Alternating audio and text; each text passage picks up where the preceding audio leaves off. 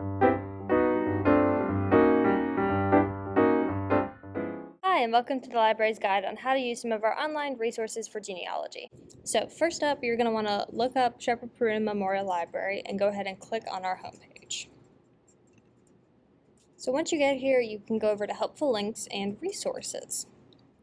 Now, resources brings up this big long list of all the resources we have available, and it's pretty intimidating. But for genealogy, you're going to be using 4 main things.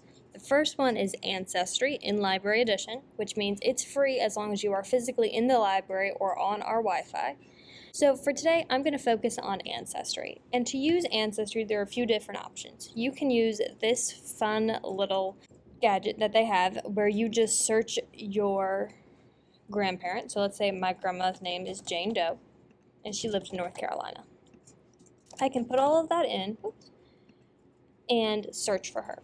And then I look around for details I know. Let's say I know she lived in Asheville. Oh, this one lived in Asheville, so that might be her. So if I click this is my grandparent, it will show me 1 generation back from her. So her mother or my great-grandmother.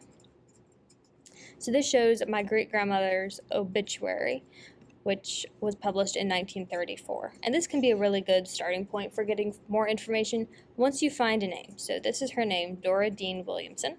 We can take that name and then go back for searching and click begin searching.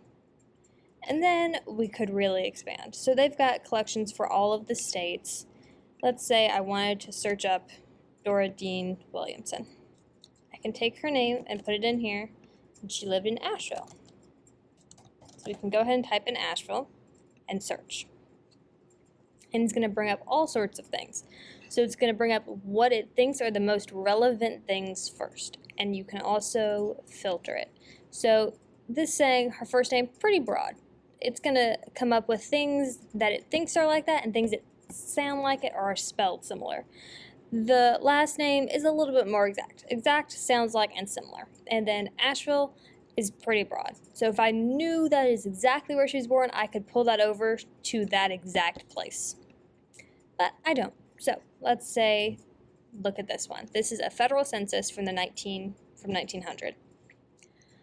We can go ahead and click on it, and then it will go ahead and highlight the section it thinks is most relevant to you. So if we zoom in on this, Dora Doe, and it looks like she is the head of that household with a son, 2 sons, and 3 sons and 2 daughters. Actually, no. She's got lots of people in her household.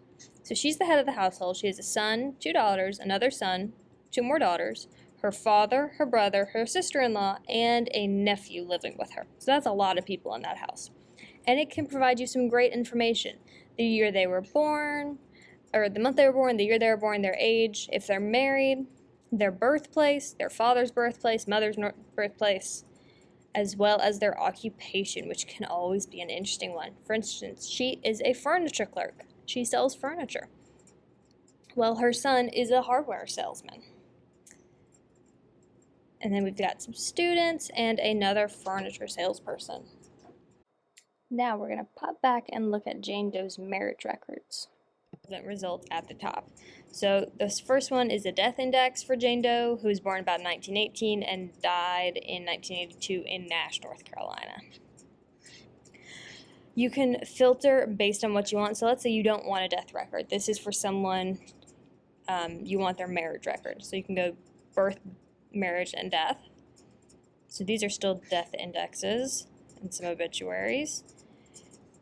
And those are the most common ones that it'll pull up, but you can also go marriage and divorce. And sometimes it takes a little minute to load. Okay, and then once it loads, so here's a marriage index from 1955. And you can go ahead and click on this, and it'll bring up the document so you can zoom in and look around. So here, Jane Doe to William Wayne in 1955. They were married on November 26th. So this is a very useful website for finding all sorts of fun information, and we hope you come into the library sometime to use it. Have a good one.